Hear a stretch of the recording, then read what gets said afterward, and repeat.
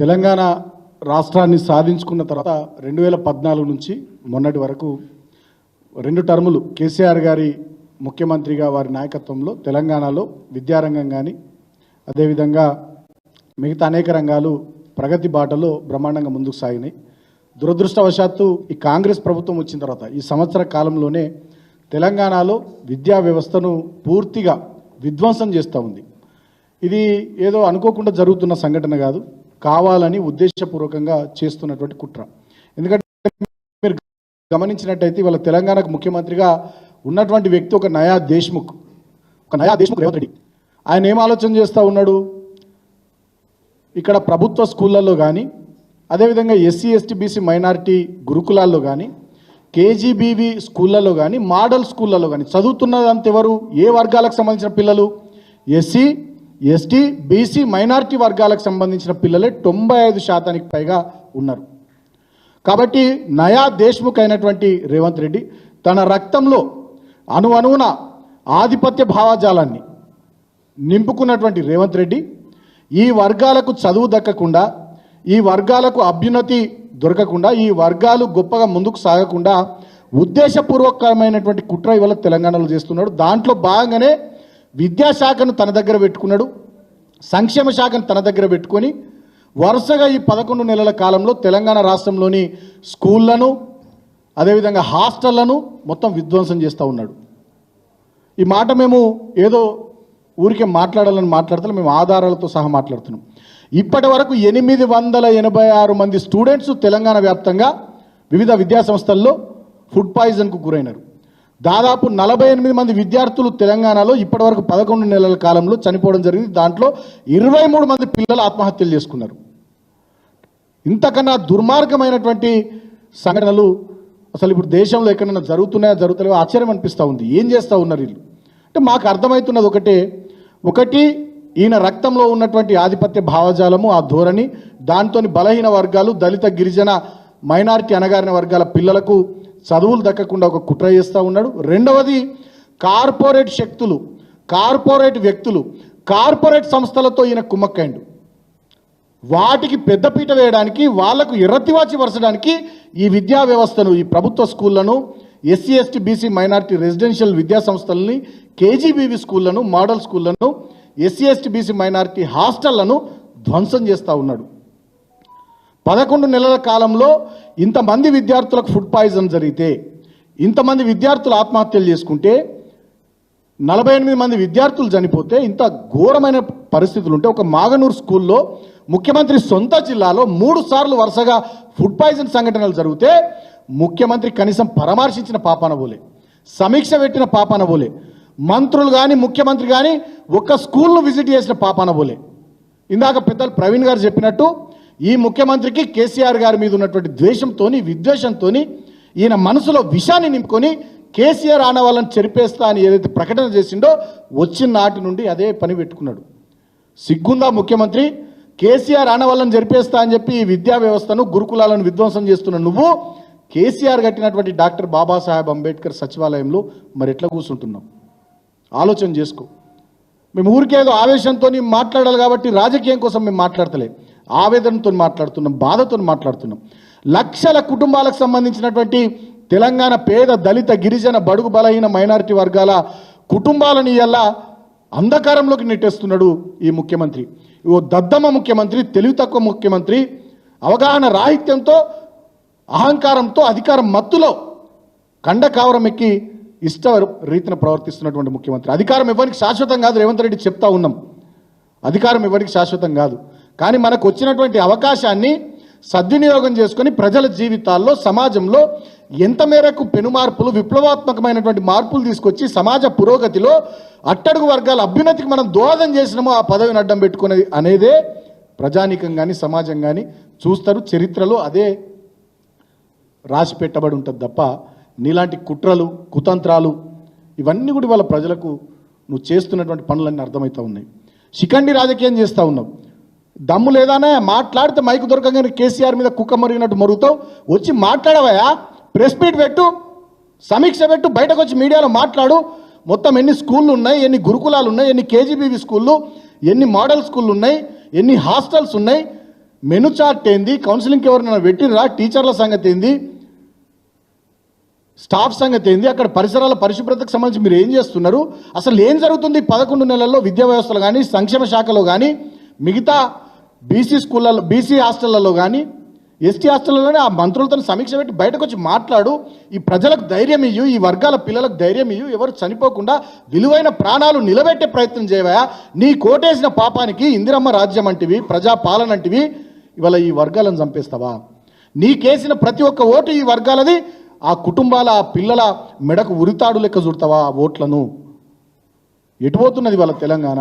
నేను ప్రజల్ని కూడా ఆలోచించమని కోరుతా ఉన్నా. అధికార మదంతో అధికారం మత్తులో ఈ ముఖ్యమంత్రి నుంచి మొదలుకొని మంత్రుల వరకు మాట్లాడుతున్న మాటలు, ఈయన ఒక శిఖండి లెక్క రేవంత్ రెడ్డి ఈయన బయటకు రాకుండా మంత్రులను పంపిస్తూ ఉన్నాడు. సీతక్క గారు ఒక దిక్కు మాట్లాడుతున్నారు, కొండా సురేఖ గారు మాట్లాడుతున్నారు, పొన్నం ప్రభాకర్ గౌడ్ గారు మాట్లాడుతున్నారు. ఇంతవరకు ముఖ్యమంత్రి మాట్లాడలేడు ఈ సంఘటన మీద, దీనికి సంబంధించినటువంటి అంశం మీద. ఈ మంత్రులు ఏం మాట్లాడతారు, వీళ్ళకు ఆ తెలియదు ఏ తెలియదు ఏమీ తెలియదు వీళ్ళకు. వీళ్ళు వచ్చి ఇష్టం వచ్చినట్టుగా కేటీఆర్ గారు చేపిస్తున్నారు, ప్రవీణ్ గారు చేపిస్తున్నారు, ఫుడ్ పాయిజన్ సంఘటనలు అందుకే అవుతున్నాయి అని చెప్పి మా మీద బురద జల్లే ప్రయత్నం చేస్తూ ఉన్నారు. మీరు బాధ్యతను విస్మరించి అధికారం మత్తులో జోగుతున్నటువంటి తీరు, ఊగుతున్నటువంటి తీరు ఇవాళ తెలంగాణ ప్రజానికం గమనిస్తూ ఉంది. ఇవాళ పిల్లల ప్రాణాలకు విలువ లేకుండా ఈ వర్గాల ప్రయోజనాలను పట్టించుకోకుండా సీతక్క గారు కానీ, కొండా సురేఖ గారు, పొన్నం ప్రభాకర్ గారు మీరంతా కూడా ముఖ్యమంత్రికి మద్దతుగా ఆయనను షీల్డ్ చేస్తూ మీరు ఇవాళ మా పార్టీ మీద, మా నాయకత్వం మీద మాట్లాడుతున్నటువంటి మాటల్ని ప్రజలు గమనిస్తూ ఉన్నారు. ఇవాళ మీరే మంచిగా పనిచేస్తే, స్కూల్లే మంచిగా నడిస్తే, గురుకులాలు మంచిగా ఉంటే, ఎక్కడ ఏం సంఘటన జరగకపోతే బీఆర్ఎస్వికి మా పార్టీకి ఈ గురుకుల బాట కార్యక్రమం తీసుకునే అవసరం ఏముంటుందండి? ప్రజలు యాక్సెప్ట్ చేస్తారా? అంత మంచిగా ఉంటే వీళ్ళు ఎందుకు తిరుగుతున్నారా ఊళ్ళో పొంటాను అన్నారా? ప్రవీణ్ గారు, సుమను, కేటీఆర్ గారు, ఈ విద్యార్థి విభాగం స్కూళ్ళన్నీ మంచిగా ఉన్నాయి, వీళ్ళు ఎందుకు వస్తారు స్కూల్లో పొంటారు అన్నారా? మీరు చేయాల్సిన పని మీద దృష్టి పెట్టకుండా, చేయాల్సినటువంటి కార్యక్రమాలను పట్టించుకోకుండా ఇవాళ మొత్తం వ్యవస్థను నాశనం చేసి, విధ్వంసం చేసి 20-30 ఏళ్ళ వెనుకకు తీసుకొని పోతున్నారు. బాధ కొద్దీ చెప్తున్నాం మేము. దళిత వర్గాలకు, బలహీన వర్గాలకు, గిరిజన వర్గాలకు, మైనారిటీ వర్గాలకు కేసీఆర్ గారు 1100 గురుకులాలు ఇచ్చి, ఒక్కొక్క విద్యార్థి మీద సంవత్సరానికి 1,20,000 ఖర్చు పెట్టించి, ఎవరెస్ట్ శిఖరం ఎక్కేంత ఆత్మవిశ్వాసాన్ని వాళ్ళ లోపల కల్పించి, విమానాలు నడిపే పైలట్లుగా వాళ్ళని తీర్చిదిద్ది, హార్వర్డ్ లాంటి యూనివర్సిటీల్లో వాళ్ళకి అడ్మిషన్లు వచ్చేటట్టు చేసి, అంబేద్కర్ ఓవర్సీస్ స్కాలర్షిప్ పెట్టి 20 లక్షల రూపాయలు ఇచ్చి, ప్రపంచంలో నువ్వు ఏ యూనివర్సిటీకి పోయి చదువుకుంటావో చదువుకపో, నీ వెనుక కేసీఆర్ ఉన్నాడు, అంబేద్కర్ నీకు అవకాశం ఇస్తే కేసీఆర్ ఈ అవకాశం ఇస్తున్నాడు నువ్వు అని చెప్పి వెన్ను తట్టి ముందుకు నడిపించి ఈ వర్గాల పిల్లల్ని, వేల మందిని, లక్షల మందిని ముందుకు 10 ఏళ్లలో కేసీఆర్ గారు తీసుకొస్తే, ఇవాళ కేసీఆర్ గారి మీద కోపం కొద్దీ మీరు ఈ వర్గాల ప్రయోజనాలను, ఈ వర్గాల యొక్క ఆత్మస్థైర్యాన్ని, ఆత్మవిశ్వాసాన్ని, ఆ కుటుంబాలను మీరు దెబ్బకొడుతున్న తీరు నిజంగా ఒక దళిత బిడ్డగా, ఒక తెలంగాణ బిడ్డగా, ఒక తెలంగాణ ఉద్యమకారునిగా, తెలంగాణ కోసం పనిచేసినటువంటి కష్టపడ్డ బిడ్డగా నిజంగా నేను ఆవేదనతోని, బాధతోని నేను చెప్తా ఉన్నాను. దయచేసి మీకు కోపం ఉంటే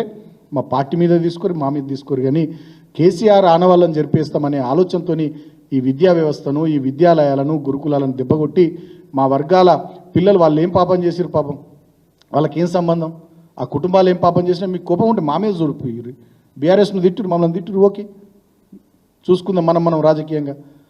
ఆ గురుకులాలు ఎందుకు విధ్వంసం? 1100 గురుకులాలు ధ్వంసం అయిపోయినాయి. ఇలా ప్రవీణ్ గారు చెప్తా ఉన్నారు.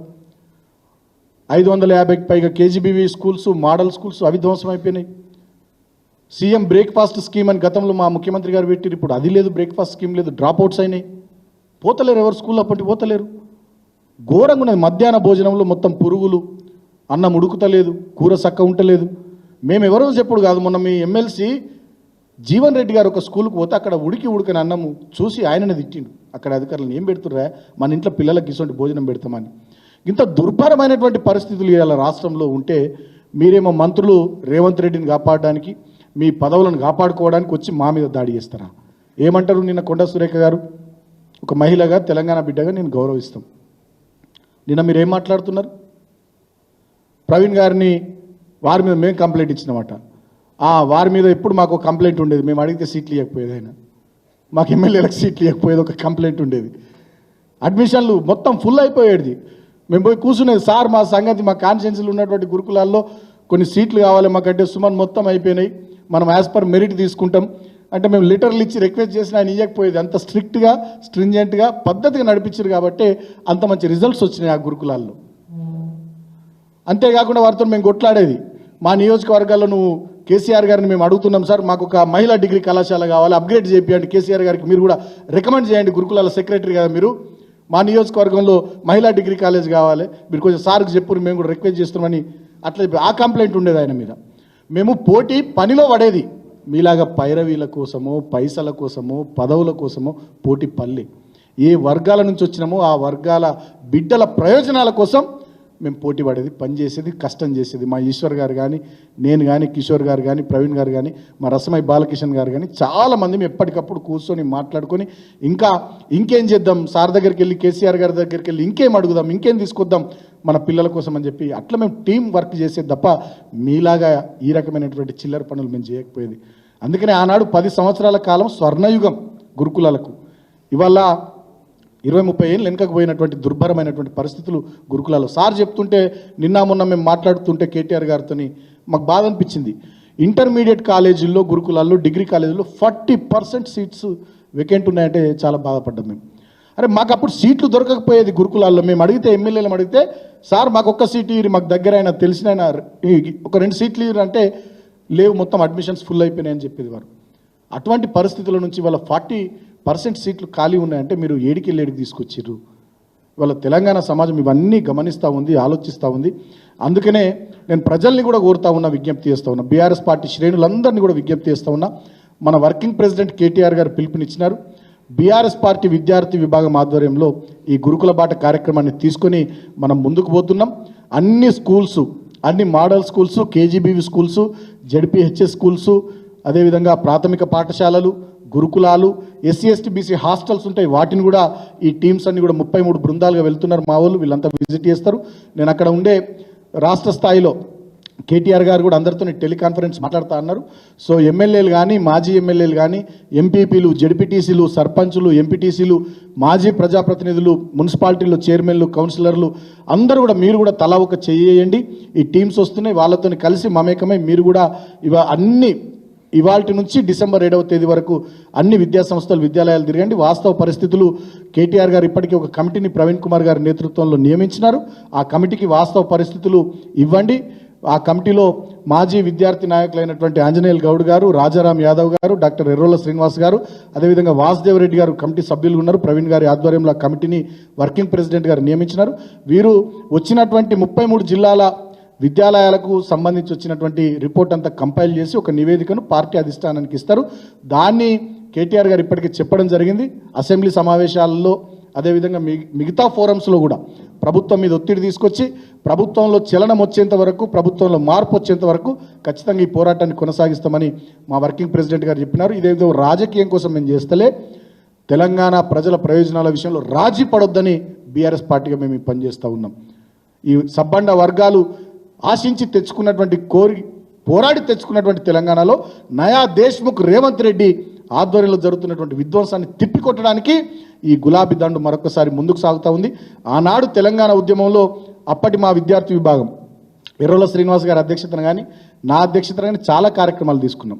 మేము ఏ కార్యక్రమం విద్యార్థి విభాగం తీసుకున్నా గమ్యాన్ని ముద్దాడేదాకా వదిలిపెట్టలేదు. అసెంబ్లీ ముట్టడి కానీ, సాగర హారం కానీ, మిలియన్ మార్చ్ కానీ, అదేవిధంగా సకల జనుల సమ్మెలో ఆనాడు ఉద్యోగులకు సహకరించడం కానీ, ఉప ఎన్నికల్లో మా అభ్యర్థుల గెలుపు కోసం కానీ, ఆనాడు రాయల తెలంగాణ పేరిట హైదరాబాద్ రాజధానిగా కాకుండా తెలంగాణ ఏర్పాటు చేయాలని యూపీఏ ప్రభుత్వం కుట్ర చేసిన సందర్భంలో సిర్ఫ్ హమారా హైదరాబాద్, సిర్ఫ్ హమారా అనే కార్యక్రమాన్ని తీసుకొని హైదరాబాద్లోని అన్ని కళాశాలల్లో, యూనివర్సిటీల్లో సమావేశాలు పెట్టి విద్యార్థులందరినీ జాగృతం చేసి ఆనాడు యూపీఏ ప్రభుత్వాన్ని ఒత్తిడి తీసుకురావడంలో, ఓయూ నుంచి కేయూ వరకు పాదయాత్ర చేయడంలో, ఇట్లా అనేక రకాలైనటువంటి కార్యక్రమాల్లో వందల వేల కేసులైనా, ఎన్నోసార్లు పోలీసులు మమ్మల్ని కొట్టినా, ఎంత నిర్బంధాన్ని ప్రయోగించినా మా విద్యార్థి విభాగం బ్రహ్మాండంగా రాష్ట్ర వ్యాప్తంగా కష్టపడ్డం, పనిచేసినాం. ఇవాళ అదే స్ఫూర్తితో నిన్ననే కేసీఆర్ గారి ఆమరణ నిరాహార దీక్ష 2009లో నవంబర్ 29 మొదలైనటువంటి సందర్భం. ఆ దీక్షా దివాస్ స్ఫూర్తిగా ఈ గురుకుల బాట కార్యక్రమాన్ని కూడా మా విద్యార్థి విభాగం బ్రహ్మాండంగా విజయవంతంగా